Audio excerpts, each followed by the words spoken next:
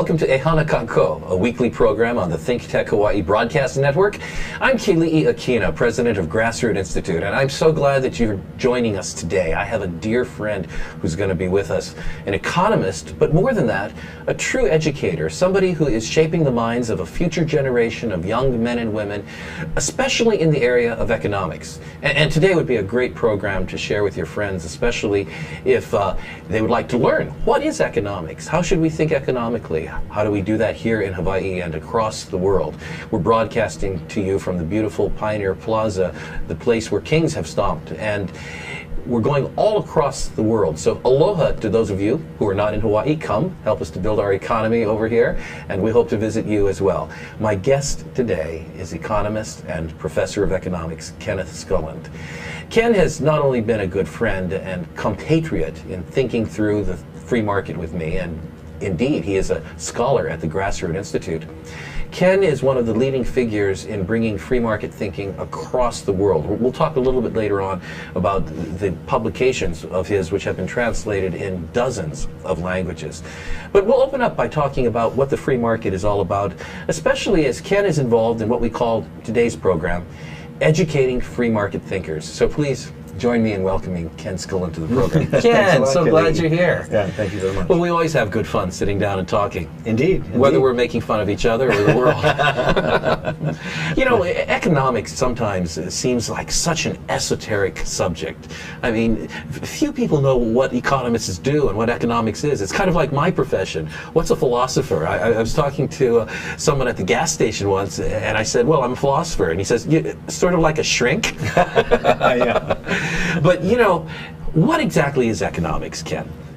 Well, economists for the longest time have done their very best to try and put themselves up on a pedestal, or the ivory tower in the academic jargon that seems to set them apart and superior to everybody. And so it's assumed by a lot of people that economics is something that the common ordinary person can't understand.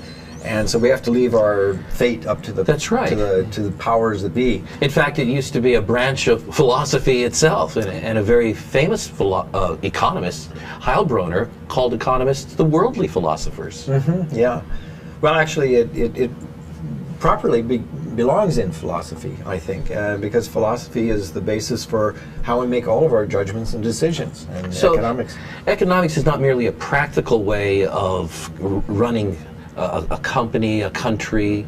It's also something that proceeds from a thought system, from values. Would you say that? Oh, most definitely, definitely. The way you view the world is the way you're going to see how it works and what should be done about it within it. And all too often you have people who feel that they should be the masters and controllers of other people. And I, for one, am advocating a completely different philosophy, that each individual should be pursuing their own ends without the control from others, and that in a free society all of us stand to gain a lot more than in an unfree society. So economics ultimately determines who the masters and the servants are in a society. Let's go back and put our finger on what a definition is. You teach undergraduates and you teach young people of all ages. What do you tell them economics is?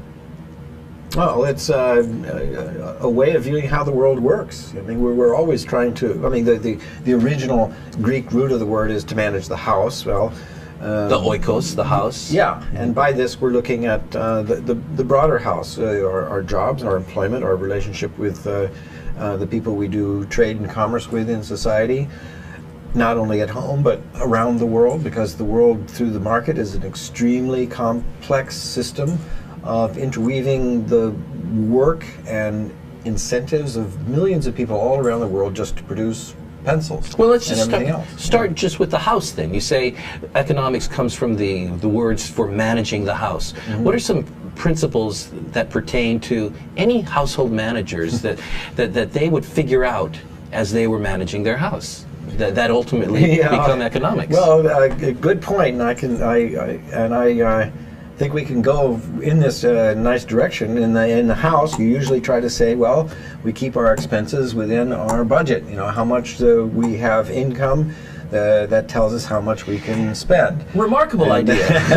We only spend what we have actually earned and what we have. I know. And then once we anoint someone with politics, then they believe that they're relieved of all the usual constraints. You and I believe we're not allowed to steal, to lie, to kill, to covet. I hope my children will abide by these rules. That's the normal rules that we would teach our children and that we would normally expect of any individual. But put somebody into political office and they suddenly feel relieved of that. They've got politics is a kind of purification ritual. It allows people to just then set all those personal ethics aside, and then they can behave in any manner they choose as royalty. And then they can steal, they can kill, they can covet, they can lie with impunity, and in fact get rewarded for it. Well, I just love your passion over here. But let's go back to the house for just a moment. And what is it that is necessary to make that house work? In terms of making sure that the goods are there that are needed, that they are affordable, that there's productivity. What would you say what does a household manager discover? Well, I think, and this you could say derives from some philosophers all along. Jean-Baptiste Say is one who comes to mind. That first it comes from producing something worthwhile that you can trade somebody else for the things you want from them. That's what we call value. Yeah. Now you can sustain your own life from your own energies, as Thoreau did at the side of Walden Pond. He produced most of all of his food, clothing, and shelter for about 2 years of life, and I respect that. If an individual wants to confine one's needs to what they're able to produce on themselves, that's okay.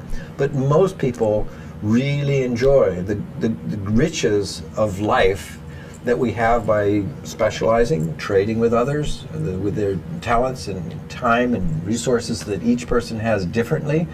And through this, we elevate our standard of living, our opportunities. And what I view as wealth is really the choices we have. The more choices we have available in our life, that's a measure of wealth.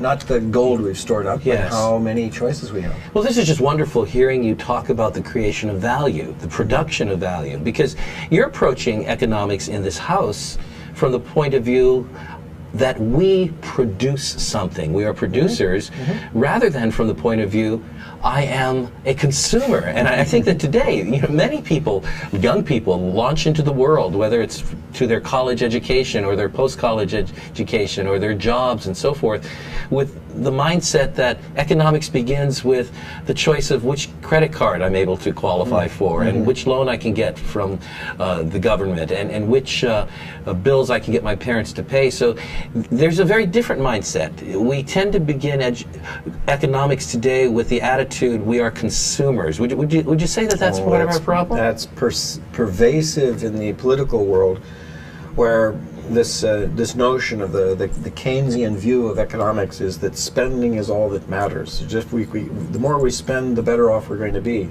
And if I pay you to dig a ditch, and then I pay you to fill it up again, we're twice better off because we've gotten 2 sources of income. But that doesn't make us better off. What makes us better off is producing value and wealth by productive activity, and then exchanging with others for the productive activity they've done. And so it's the production side that matters more than anything. Then one of our fundamental problems would be when our consumption goes well beyond our production. And in the household, you can see that when you are consuming more goods and services, paying for them by credit cards or any other means, but it goes well beyond your productive capacity, there's a problem you see right away, and you might end up in jail because there's a certain reality to the market.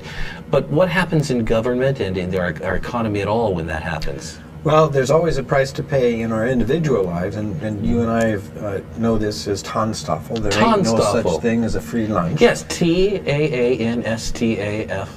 That's right. There ain't no such thing as a free lunch, which means that anything that we enjoy has to come at the cost of the expense somewhere else. But politicians are sort of absolved of that. They get elected now with the very popular notion, I will give you everything and won't charge you anything. And then they're out of office by the time the bill actually comes due to the next generation Sure. that didn't even get a chance to vote on it. Or a law gets passed for something good, even something that helps society, like a law enforcing the cell phone use in a car so that police can stop you, but we don't think, what will that cost to the added monitoring, and what will that cost to the court system and so forth? You know, I have a story about Tanstaffel to tell you. When I was a college student at Northwestern University, majoring in economics, that's why you're dear to me, I would go down to the University of Chicago where Milton Friedman was. Yeah. And then there was a little restaurant there called Tanstaffel. Really? Yes. Milton Friedman, the great economist, loved that phrase, there ain't no such thing as a free lunch. And they tell the story down there of where Tanstaffel came from. And it's either in the court of a Persian king or a medieval king. It depends on who's telling the story. If you're an Arab oil sheik, you'll probably say it's a Persian king. Basically, the king called in all of his economists and said, explain economics to me, because I can't understand it. And each one failed, so it was off with his head. And then there was one little court jester left. He must look like Ken Schoolland, Jonathan Gullible, maybe. So he comes over and he's shaking in his knees, and the king commands that he tell him what economics is, and he says this magic word, Tanstaffel. There ain't no such thing as a free lunch. And then the king gets it, and he realizes that's it. And it makes him his chief economist, that when there is anything consumed, there is a price to pay for it. Anything granted by government, there is a cost to it. And the real trick in economics is to see that cost. Yeah. Politicians all too often think of the producer, the working man, as a cornucopia of endless fruits of the labor that they can spend, but they think very little of the fact that there have to be incentives and rewards to the producers to want to produce in the first place. They have the genius to be able to produce, the competitive spirit to contest with others who are producing. All of these things that politicians never have to contend with. Politicians are in a world of their own. Now, you travel the world, for that matter, and you go to many countries, the post-Soviet Union countries, you go into Asia and the China bloc and so forth.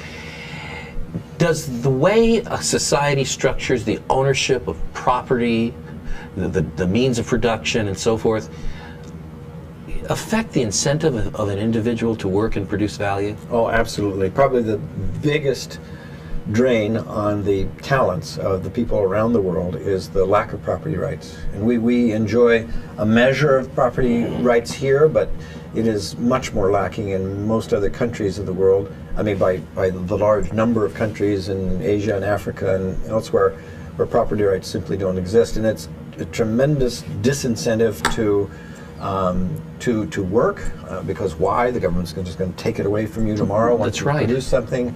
No one's going to loan you money if they can't put a claim to as collateral on your property. I have a very good friend, Barun Mitra, who's the president of the Liberty Institute in India, and he started up a whole new program to try and establish property rights among vast portions of the land in India, where if the farmer can simply say, well, this is my property and I have a claim to it, and I can borrow against it, I can set down roots, I can invest in it, whereas all of these things are absent without that. And then it's always just a matter of rule of men, who can take from whoever is the most powerful can take. But a rule of law is that it doesn't matter who is involved, the law applies to the same for all people, and that a right to a property is not something you can just simply take away because you're more powerful and more influential, like we happen to enjoy or suffer from every country. You know, I was just talking a few weeks ago with a Chinese business owner who has factories and people work for him, and he doesn't feel much incentive to invest in that. He's trying to protect himself and get out of the country because he doesn't know when the government is going to take something from him, because there's no certainty in his situation of the rule of law. So the ability of people to have confidence that government taking property through what we call eminent domain is essential to people investing and having an incentive to build value. Do you think that that's under attack to any extent in the United States and here in Hawaii in particular? Yes. You know, the rule of law was originally coined by a British jurist who was arguing that you don't establish some people as a superior station in life. In other words, the king doesn't have a superior station to everybody else. He's a human being like all the rest of us. And the law applies equally in all instances. And the third principle was that the law is valid when it upholds individual rights.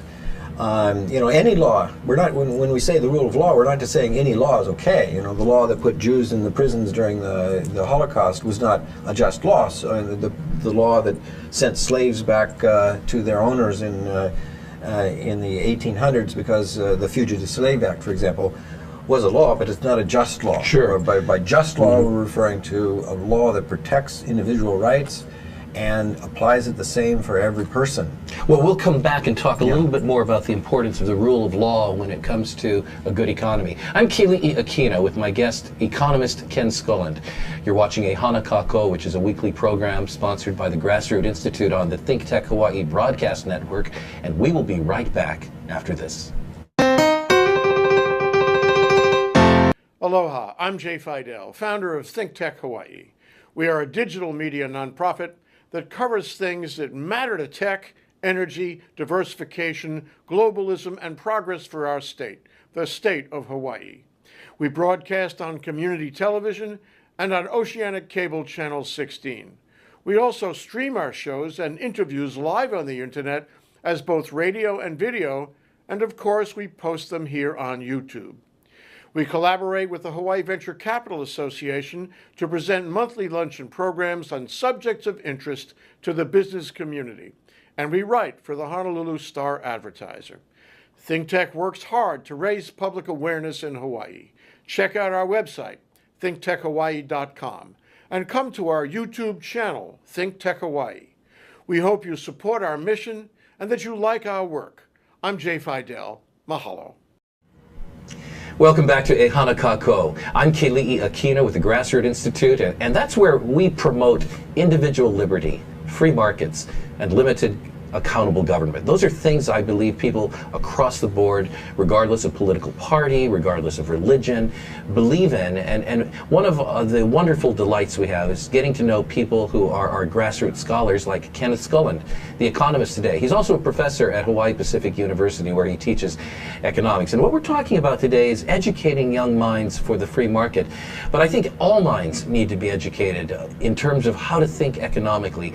It's just so important to understanding the way our world works at a small level as well as at a big level, whether we're talking about our own individual homes, our state, our government, or even the world. And that's why we're focusing a little bit today to talk about some of the principles that would be communicated in an economics education. Ken Schoolland has been at this for decades. His books travel across the world, as does he. And so we're going to go right back into that conversation, and I hope you'll stay until the end because we are going to talk about some of his written work. Ken, this is such an important topic, economics. You know, just as we all know we need to have physical doctors, I wouldn't go so far to say that we need that many economists. that might be our problem. But we do need to know how to think in terms of economics. Just let's get back to the point you were making at the end of the last segment. The rule of law and the right law is absolutely essential to being able to have an economic system that works and that gives people incentive to want to produce value. And what you pointed out was, in the first segment, economics begins with people producing value that they can offer to the world and to each other, as opposed to beginning with becoming consumers. Would you say that law can structure society in such a way that people end up with their hands up wanting to receive handouts and entitlements as opposed to with their hands down actually working? Oh yeah, absolutely. When you look at the growth rates of many countries around the world, you find that those who are in systems that respect individual rights to their own life, liberty, and property, they grow enormously. And those countries that don't respect this sort of rights to individuals' life, liberty, and property don't grow. And so over the years, for example, 50 years, 60 years ago, The Asian tigers, Hong Yes. Kong, Singapore, That's right. Taiwan, South Korea, they had probably less amount of wealth per capita than a multitude of countries all around Latin America. You know, in Venezuela and Mexico, they had all this oil wealth. Surely that was where the growth was going to be. But over the 50 years since then, there was almost no growth in those countries.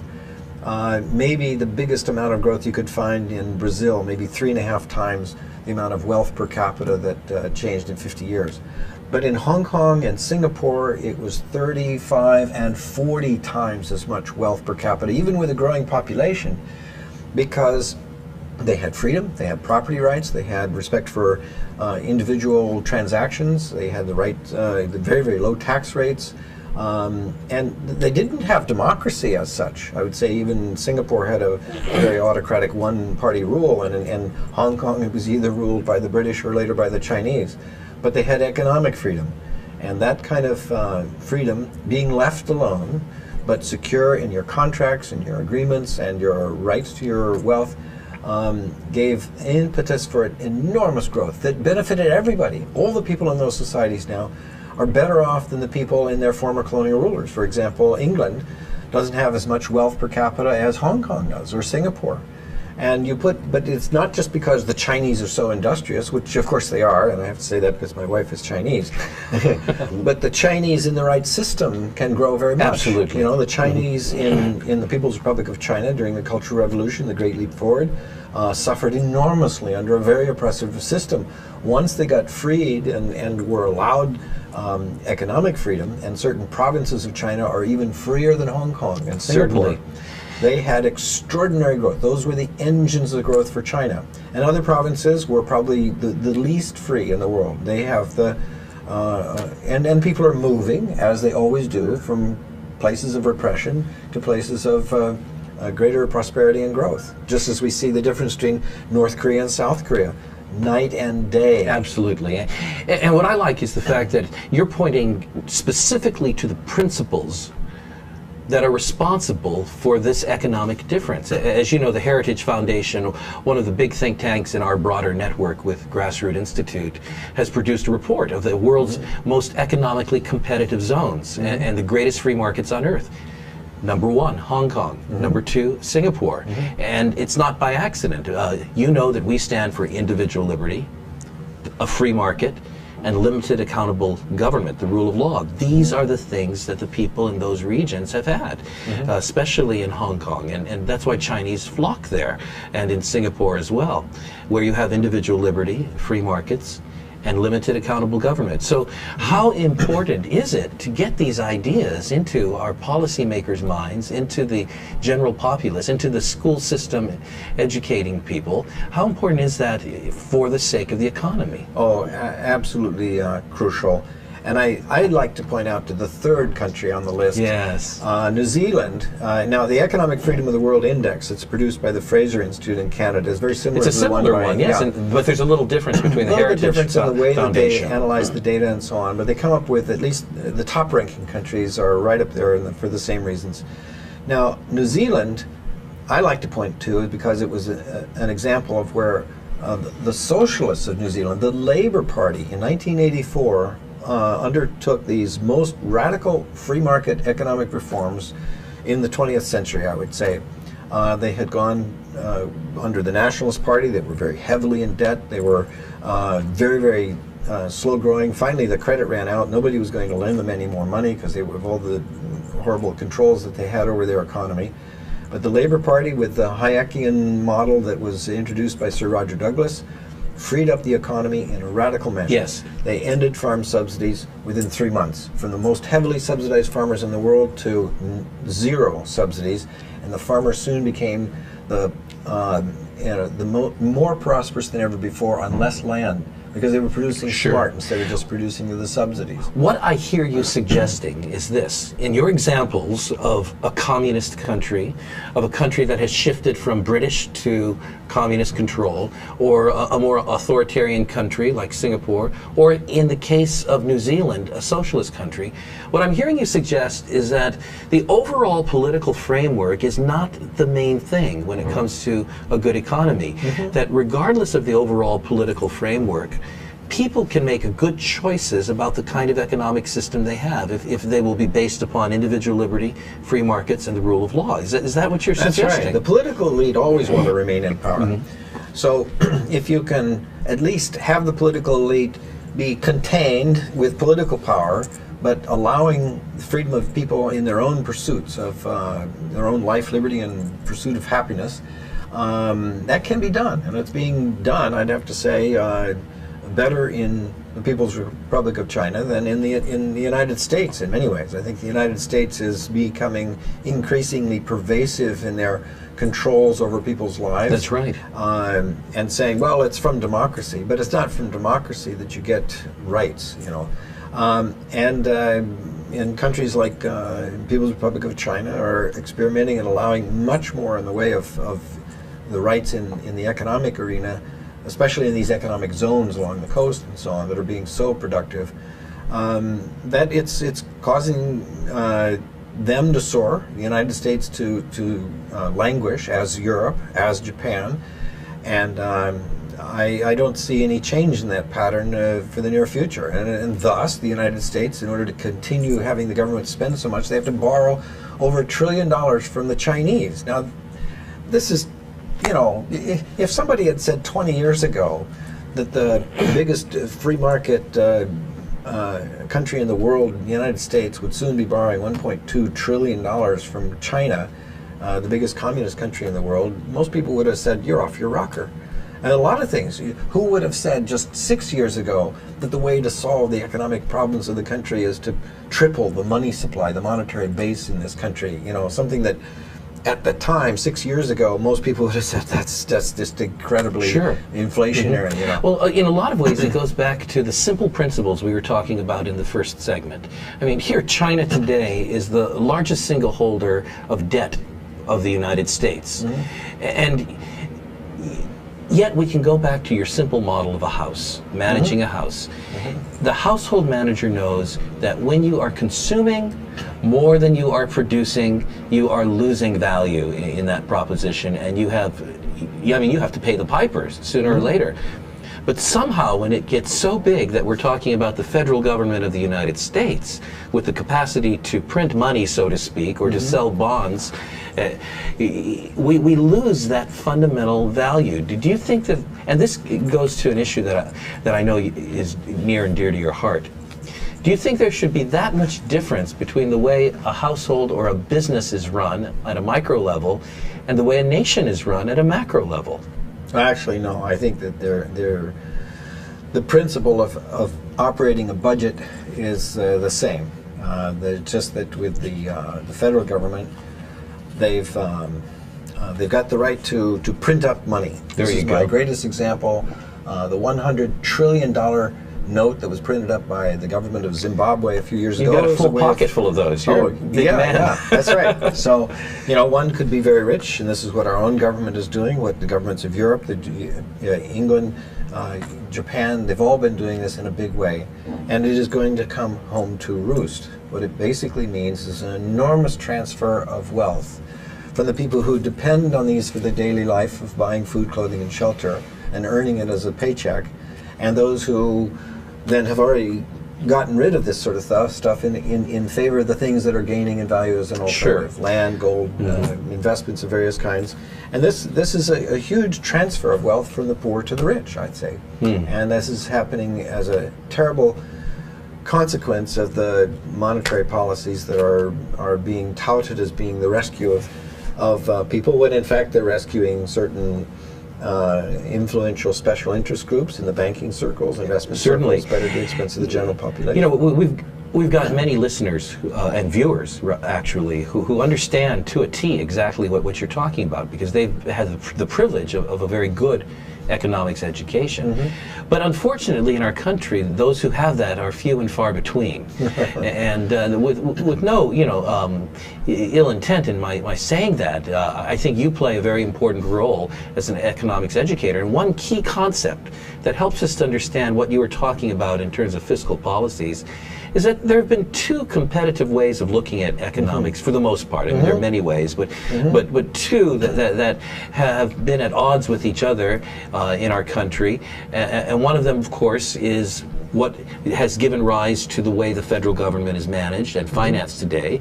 It's not all his fault, but John Maynard Keynes created a system we call Keynesianism, and it basically takes a look at managing fiscal policy in a very big way. And then there's another look that says, let's go back to the way we run a household. Let's talk about increasing value and look at the flow of money and so forth, the monetarist view of Milton Friedman. Can we talk a little bit about that? Because I don't want people to think this is too academic, but at the same time, these are two vastly different ways of looking at economics, and they have huge repercussions as to how we run our economy in Hawaii. Yeah, most definitely. And I would introduce, usually in my classes, I talk about 4 schools of thought. The Keynesian school of government fiscal policy, being able to correct the business cycles. The monetarist school that was given a great deal of weight and gravity from the work of Milton Friedman, talking about the importance of monetary policy. And the communist school that argued in terms of government ownership of all the means of production.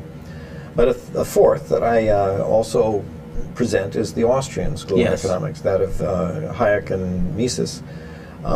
People who argued that the government wasn't the solution, it was the cause of these cycles. And there are all these old people before Reagan were quoting Reagan. That government is not the solution, but it is the problem. I want to come right back to that. And when we come back at the top of the next half hour, we're going to talk about the basic models of economics, but a model in particular that may be very fruitful now for getting Hawaii out of its economic doldrums, getting our nation back on track. And Ken Schoolland is a great advocate of that. I'm Keli'i Akina with the Grassroot Institute. Ken Schoolland is a scholar with us as well as a professor at Hawaii Pacific University. We're talking about a very important subject, educating free market thinkers. And when we come back, we'll talk about Ken's brand of economics that's going across the world in books like this, Jonathan Gullible. We'll be right back after this.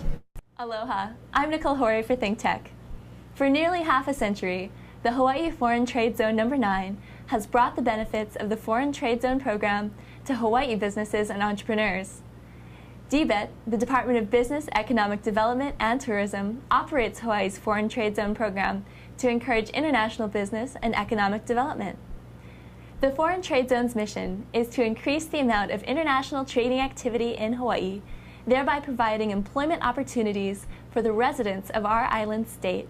For more information, see ftz9.org. I'm Nicole Horry. Mahalo.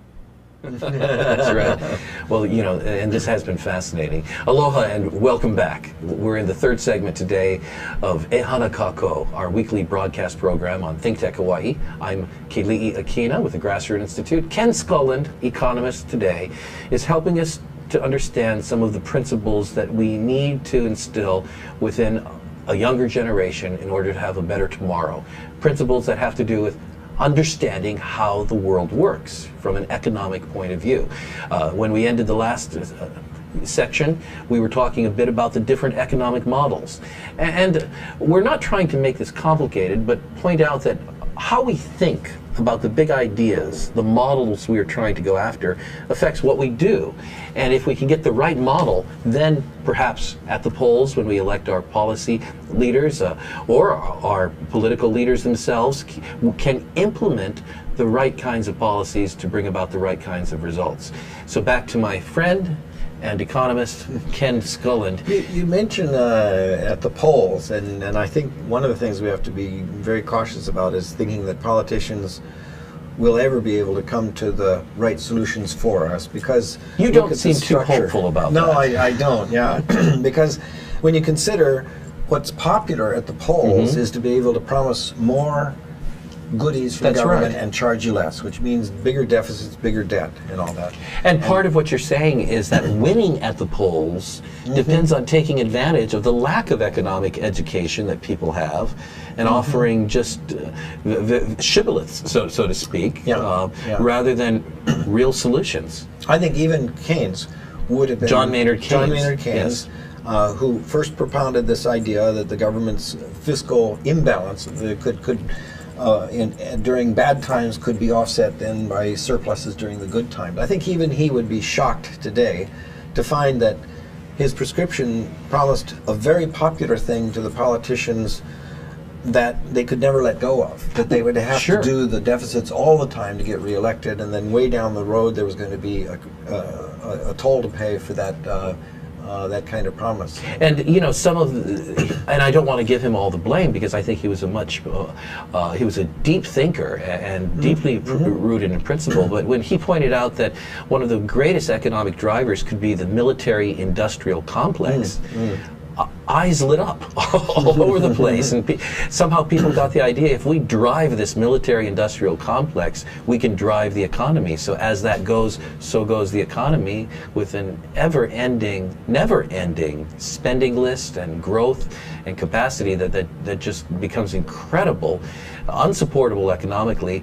But then we eventually are turning to its growth, even to the idea of maybe we need a war in order to finance, in order to raise the finances that are driven by this thing. So Keynes gets hit with that rap a lot of times, but in short, this idea of Keynesianism has to do with thinking that we can, from a high level, a government, have a central management of an economy by adjusting our fiscal policies, and that's the most important thing.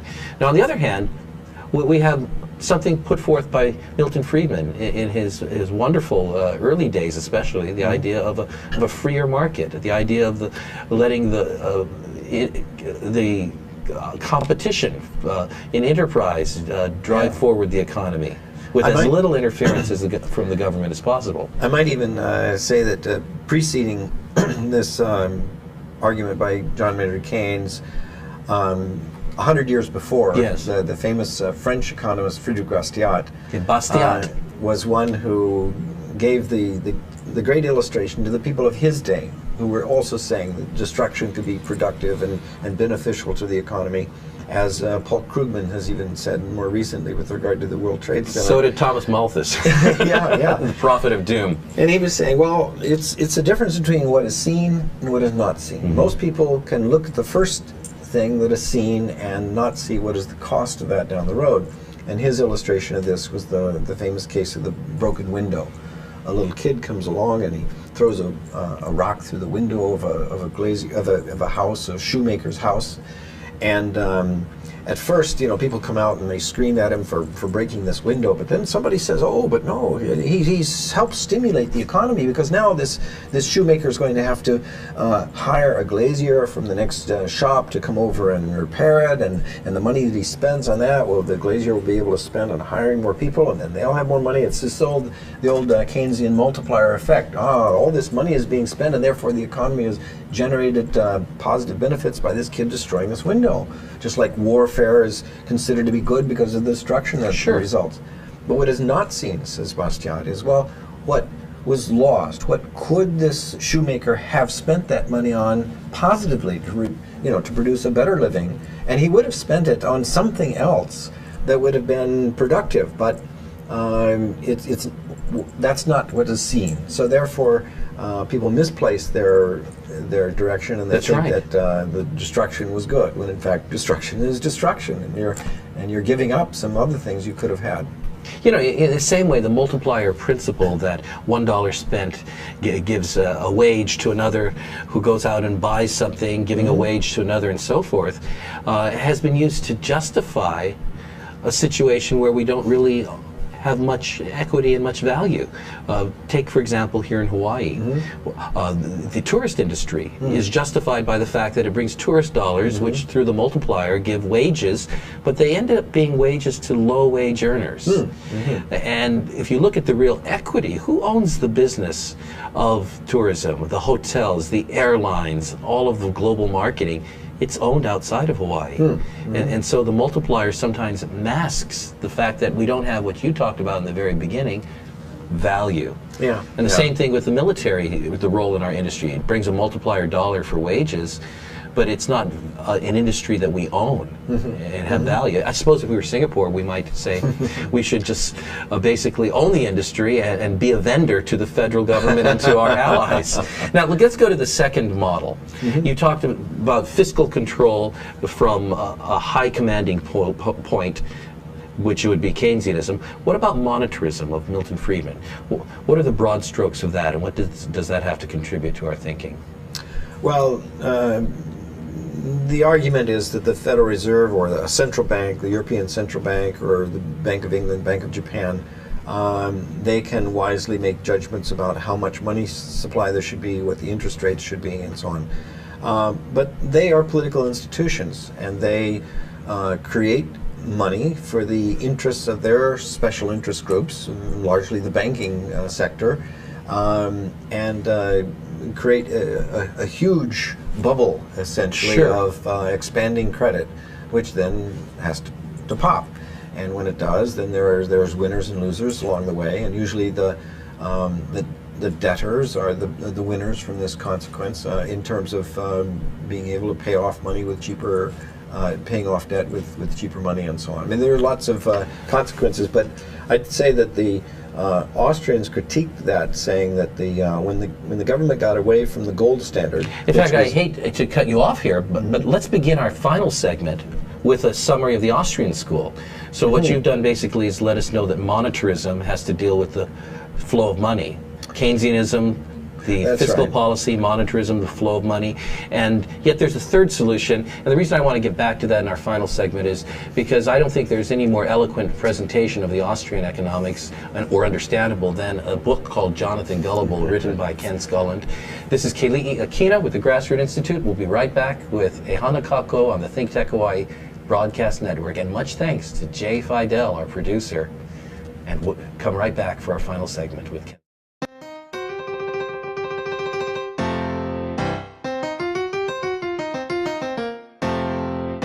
I'm Bill Spencer, President of the Hawaii Venture Capital Association. We do monthly luncheon programs with ThinkTech about things that matter to Hawaii entrepreneurs, investors, and business service providers. So join us on the fourth Thursday of every month at the Plaza Club. For information about upcoming events or to join our mailing list, visit hvca.org. See you there.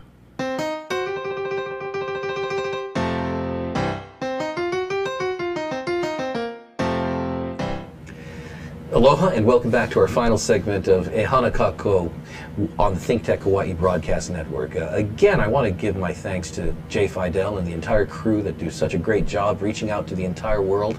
I'm Keli'i Akina with the Grassroot Institute.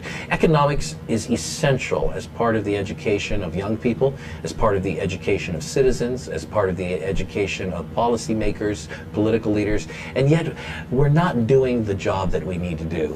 What I like about Ken Schoolland, a professor at Hawaii Pacific University and a scholar with the Grassroot Institute, is that he is taking across the world new methods for educating a younger generation, a new generation, in thinking economically, and it is having results that are incredible.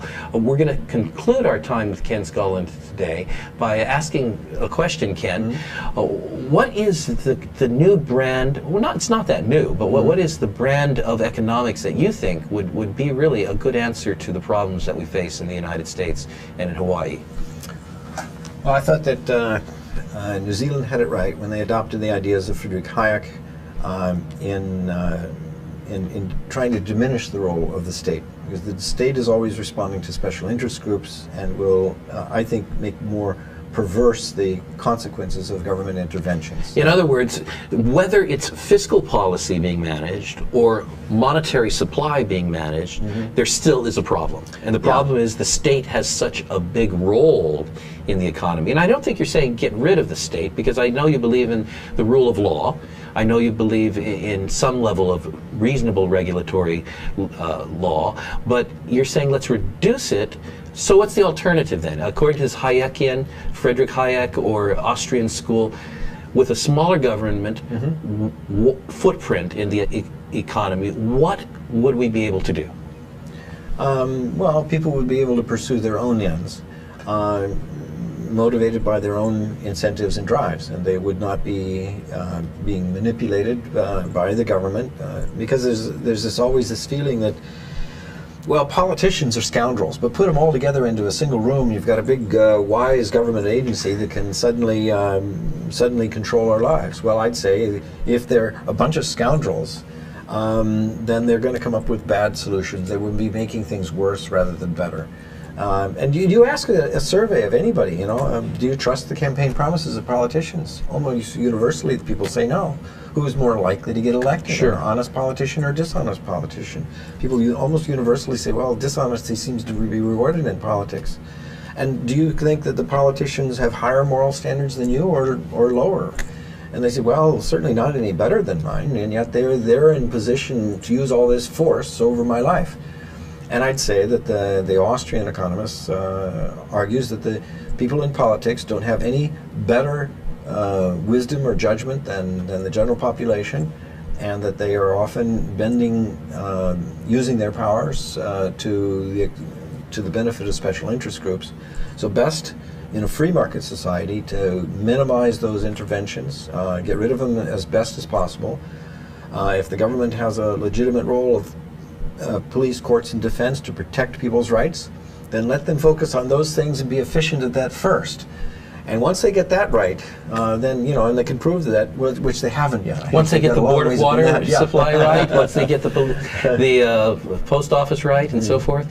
Well, Ken, what you're saying, I hear reflected in this little book, Jonathan Gullible, which has gone all the way across the world. There is this critique of the role that government players actually have in the economy, and there's this robust argument that goes throughout the book that helps people understand how we can restructure our economy. Do you want to say a few words about Jonathan Gullible by way of summary? Is now in 48 languages. It's been published in 73 editions. Here's a French one over here. Here's a Chinese version over here. This is the Farsi edition. That's right. The first free market book published in Iran. What is this one? That's Kiswahili in Kenya, Swahilian, that's Tanzania. Right. How many languages altogether? 48 languages. 48. We need a couple more. more. Vietnamese edition, the first free market book published in And of course, Auf Deutsch in German over here. That's right. And Spanish there, and the Arabic edition, which was published just before Arab Spring, so I'm attributing all of Arab Spring to the success of this book. So you've launched a couple of revolutions. And the Bengali edition. Yeah, it's around the world. It's doing quite a success. We have plays. Why is it so well received? Well, because people in a lot of other countries are experimenting for the first time with free markets, something that a lot of countries, especially the old former Soviet Union or Eastern Europe or China, much of Africa, weren't allowed to think in terms of freedom from their governments and politicians before. But they're quite eager for the prosperity that it can bring, and they're trying to bring it. This one is the play that is now delightful. Touring across 5 countries of Africa with a cast of 30, usually hundreds in the audience at every performance, and it's being picked up as a play in India. A play has also been produced for the schools in Slovakia, and I'd say that we're doing a musical in Kazakhstan, and we have a Hollywood animation studio that's preparing an animated film. How about that? That will be based on this as well. There's an entire culture being built around this. And now the story, and for those of you who care to pick one of these up, and it's on the internet, and you can contact Ken. And we're not really here so much to promote his book, but I think it's worth reading. The story is about Jonathan Gullible and shades of Gulliver's Travels. That's right. Yeah. Who discovers all kinds of economic truths in some place out in a remote island. And of course the parallels are very much there to Hawaii. I remember our son, 13 years old, one summer we told him he didn't have to go to summer schools. Instead, we would sit down and we would study together. And so we studied the commentary version of Jonathan Gullible. Wow, every night we would take it out and we'd read together and we'd talk about it. And you know what he said? When he learned how the economy can be restricted by central control in chapter number 1, which is worth reading, he turned to us and he said, "Dad, that's just like the teachers in our school system." He started to apply this as a critique of his own government and his own world, which was really remarkable. And then he went out and decided to become an entrepreneur, somebody who would produce value. That's great. What would you say are the two or three good principles that are taught, by way of summary, what are 2 or 3 good principles that are taught in Jonathan Gullible? Well, I'd say that individual freedom is a valuable thing, and that when it's interfered with, you get some very, very bizarre and unsavory behavior from human beings who can use force against their neighbors. Things that you and I wouldn't tolerate with each other, but often gets tolerated under the mantle of authority. And so individual freedom and personal responsibility are the 2 things that go hand in hand. And Jonathan, I also had thought of The Little Prince when I wrote this, because The Little Prince was going from asteroid to asteroid, having these little conversations, simply asking questions, but getting some very bizarre answers that were typical of ordinary life. And that's kind of his style. He's asking questions. He does teach that. And one final principle before we close off the show today. Well, at the very end, he's asked about who is the most noble, the vulture, the beggar, the conman, or the king.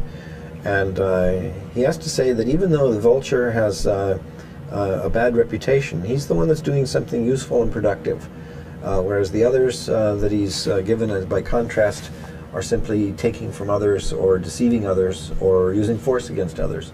So the use of the value of product, producing wealth rather than just simply transferring it around or taking it, is much more the noble thing. Well, Ken, thank you. Our viewers, you may glaze over, some of you, when economists talk, especially when an economist and a philosopher talk, and so please forgive us. But I can tell you this, if you read Jonathan Gullible, whether it's in the single text or with the commentary attached, which is delightful to read, you will gain an education in economics that will inspire you. And it's based upon the kinds of principles based on liberty and free markets that made our country great and can restore every part of our country to greatness. So I want to say thanks to the author of Jonathan Gullible, Ken Schoolland. Ken, thank you so very much. Yeah, this is great. This has been a real delight, and I thank you for being on the show. And thanks all of you for viewing the show. We are E Hana Kako, a weekly program on the ThinkTech Hawaii broadcast network. Thanks to ThinkTech Hawaii. See the website, thinktechhawaii.com, and download any of the programs that have been on this fine, fine broadcast station. And until next time, I wish you aloha.